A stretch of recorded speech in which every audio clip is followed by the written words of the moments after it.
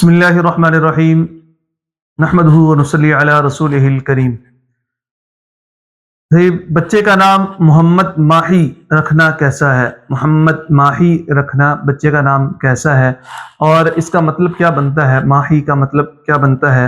اور پھر اس میں یہ ہے کہ جی کسی طریقے سے الماہی یا ماہین کہنا یا عربی کا جو قواعد ہے وہ اس میں جو ہے نا وہ اس کے مطابق یہ نام رکھنا کیسا ہے۔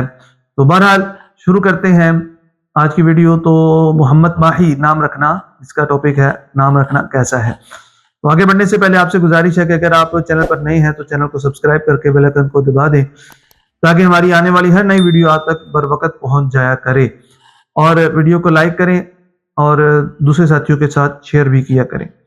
تو چلتے ہیں ہماری آج کی ویڈیو کے اصل ٹاپک کی طرف۔ تو محمد ماہی یہ نام رکھنا درست نہیں ہے۔ محمد ماہی نام رکھنا درست نہیں ہے۔ کیوں؟ اس کی وجہ یہ ہے کہ ماہی یہ یا کے ساتھ آگے میم الف ہا یا، میم الف ہا یا، ماہی یہ حضور صلی اللہ علیہ وسلم کے ناموں میں سے ہے، اور اس کا معنی ہوتا ہے مٹانے والا۔ مٹانے والا یعنی کفر اور شرک کو مٹانے والا۔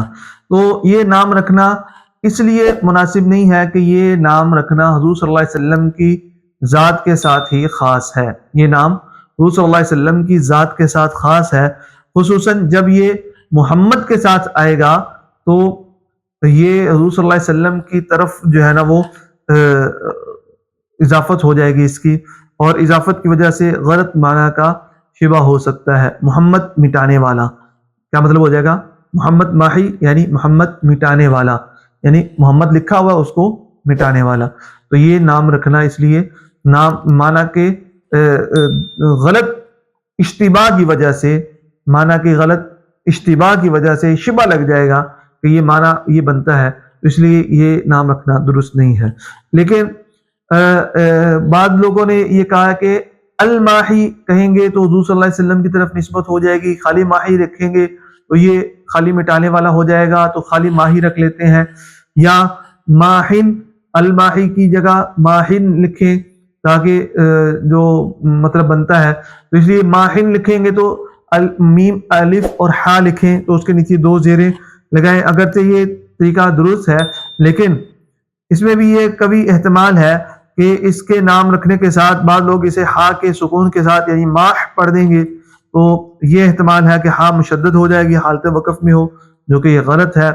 تو اس لیے بہتر یہ ہے کہ حضور صلی اللہ علیہ وسلم کا یہ نام نہ رکھا جائے، بلکہ حضور صلی اللہ علیہ وسلم کے دوسرے ناموں میں سے کوئی نام رکھ لیا جائے اور اس نام کو حضور صلی اللہ علیہ وسلم کی ذات کے ساتھ ہی خاص کر دیا جائے۔ تو امید کرتے ہیں کہ جی آپ کو آج کی ویڈیو پسند آئی ہوگی۔ اگلی ویڈیو تک کے لیے اجازت دیں، تب تک کے لیے السلام علیکم ورحمۃ اللہ وبرکاتہ۔